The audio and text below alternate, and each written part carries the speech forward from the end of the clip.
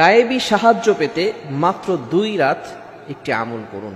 অনেক সময় আমরা কঠিন বিপদে পড়ে যাই, একেবারে অসহায় অবস্থায় পড়ে থাকি, অনেকে ডিপ্রেশনে পড়ে যায়, কি করবে কিছুই বুঝতে পারে না। হতাশ হওয়া যাবে না। Never lose hope, never give up. মুমিন কখনো হতাশ হয় না, মুমিন কখনো আশা হারায় না। নিরাশ হয় কাফেররা, মুমিন কখনো হতাশ হয়ে যায় না। মুমিন সব সময় আল্লাহর উপরে ভরসা রাখে। বিপদে পড়লে আল্লাহ তাআলা আমাদেরকে ফর্মুলা দিয়েছেন, টিপস দিয়েছেন। বিপদে পড়লে আমরা কি করব। আমি একটি আমলের কথা বলবো, তবে আল্লাহ তাআলা আগে কি বলছেন সেটা আগে শুনেন।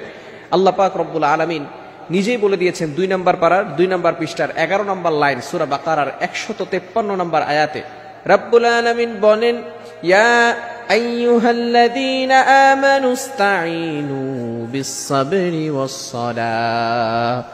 রব্বুল আলামিন বলেন, হে ঈমানদারগণ, ইয়া আইয়ুহাল্লাযীনা আমানু ইস্তাঈনু বিস-সাবরি ওয়াস-সালাহ, তোমরা সালাত এবং ধৈর্যের মাধ্যমে আল্লাহর কাছে সাহায্য চাও। আমরা বিপদে পড়লেই হতাশ হয়ে যাই, এমপি মন্ত্রী মিনিস্টারের কাছে দৌড়াদৌড়ি করি।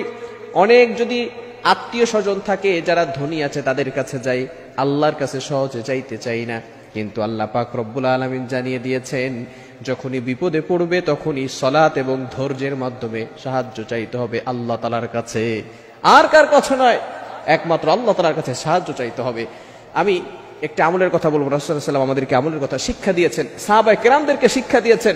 অনেক সময় সাহাবায়ে কেরাম নবীজির কাছে যেতেন, বলতেন, ইয়া রাসূলুল্লাহ, ইয়া হাবিবাল্লাহ, কিছু আমল আমাদেরকে শিক্ষা দেন, যে আমলের মাধ্যমে আমাদের ঋণ দূর হয়ে যাবে, আমরা হালাল ভাবে ধনী হতে পারবো, কিছু সম্পদ আল্লাহ তাআলা আমাদেরকে দিবেন। নবীজি সাল্লাল্লাহু আলাইহি ওয়াসাল্লাম আমল শিক্ষা দিতেন। আমি যে আমলটির কথা বলবো সেটা হচ্ছে, আল্লাহুম্মা ইন্নী আসআলুকাল হুদা ওয়াত তুকা ওয়াল আফাফা ওয়াল গিনা। রাসূল সাল্লাল্লাহু আলাইহি ওয়াসাল্লাম আমাদেরকে ছোট্ট একটি দোয়া শিক্ষা দিয়েছেন। যদি এভাবে আপনি দোয়া করতে পারেন, আল্লাহ পাক রব্বুল আলামিন আপনাকে সকল বিপদ আপদ থেকে গায়েবী ভাবে সাহায্য করবেন। বিশেষ করে 2 রাত বলতে আপনি তাহাজ্জুদের সময় সালাতে দাঁড়াবেন, নামাজ পড়বেন। বিশেষ করে জুমার রাতে, যেই রাত হওয়ার পরের দিন জুমা হয়, এটাকে বলা হয় জুমার রাত, অর্থাৎ বৃহস্পতিবার রাতের বেলা, পরের দিন শুক্রবার, এই শুক্রবারের আগের রাতটাকেই বলা হয় জুমার রাত। এই রাতে আপনি 2 রাকাত নামাজ পড়বেন, কারণ এই রাতে খুবই গুরুত্বপূর্ণ একটি রাত, জুমার রাত। এই রাতে আল্লাহ তাআলা অসংখ্য অগণিত মানুষের গুনাহ খাতাগুলো ক্ষমা করে দিয়ে থাকেন। আর তাহাজ্জুদের সময় আল্লাহ তাআলা প্রথম আসমানে আসেন। Can imagine that? আপনি কল্পনা করতে পারছেন?